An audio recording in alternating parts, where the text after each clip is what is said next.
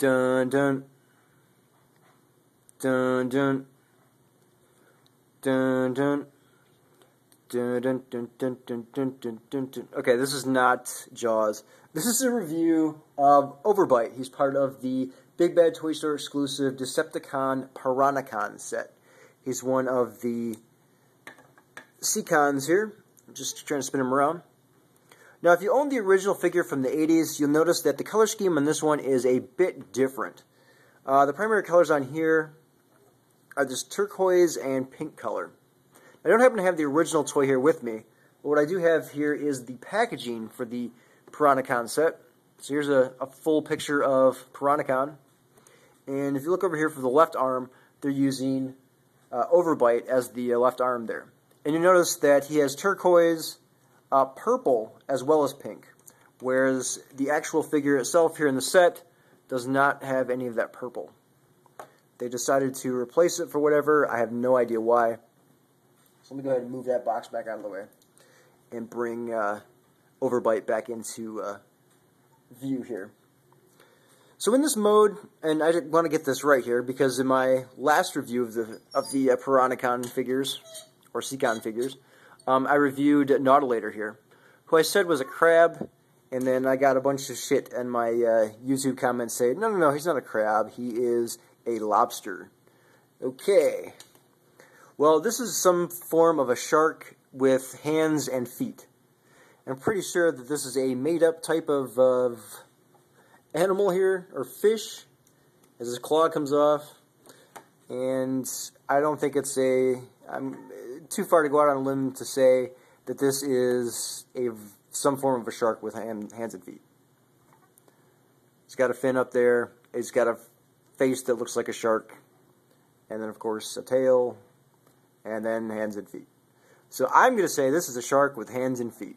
For all of you YouTube people who want to comment back and tell me it's some species known as blah, blah, blah, go ahead. You can kiss my ass. Alright, so in this beast mode here, what about articulation? Well, the tail fin here can flip up and down, as you can see there. The mouth can actually open, ever so slightly though.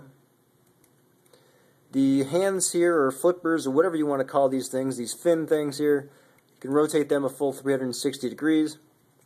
And then the legs here, you can rotate up here at the body, as well as at the knee. There's not much to say about this toy here in this mode. It does look kind of interesting. I did like the original color scheme better with the purple. This looks like it has way, way too much pink on it. But this is what we get.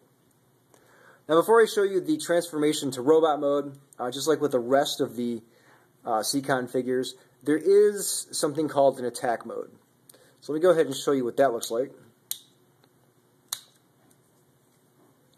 I'm going to go ahead here and flip the head up as you saw, and then just bend it up. I'm going to lift the tail up here just so I can get access to the head, and then flip the head down. Go ahead and fold the tail back down into place. And then I'm going to get the legs here and fold them up, just like that. And then the figure here comes with a gun, which I'm going to attach to the hole underneath the head here, just like that. I'm going to set that aside for just a second. Then I'm going to get the stand that all the figures come with. I'm going to set it right there. Going to get the post and this little attachment thing here. And then go ahead and attach the post to the stand, just like that. And then with the head, or this peg sticking out here at the bottom of the toy, you just go ahead and insert that into this attachment here. And you have Overbite here in attack or gun mode. Kind of interesting. I guess more for play value than anything else, but there you have it. I didn't really consider this a mode, but it is included here, so. Alright, so let me go ahead and transform this figure to robot mode. Go ahead and detach all this. Remove the gun, set that aside for a second. So this is pretty much, well, I will say about halfway into robot mode already. We already got the feet down here into place. Just go ahead and flip the figure over. Just fold the dorsal fin over to the side. Flip the tail down here, just like that, to the back. going to take the hands or arms, rotate them down, rotate the forearms up so that we can see the fists, and then just flip the head back up. And we now have Overbite here in robot mode. Yes, it's not an overly fantastic robot mode. He's kind of short and stumpy, but there it is. In terms of articulation, remember this is a G1 figure, so essentially all we can do is rotate the arms a full 360 degrees there, and we can also bend the elbow. There's no head movement unless you want to count rotating the head forward. And in terms of leg articulation, I guess if you want to push the legs up to make them shorter, you can. Now the figure, and these pieces here on my Big Bad Toy Store version of this figure seem to always want to fall off. So, although now that I think about it, on my original G1 figure, I don't seem to have any of those pieces on that figure, so maybe they tended to fall off pretty easily on that as well. In any case, here's the figure, the figure's gun here. You can attach this in either hand, and he's got a weapon. There's his little gun.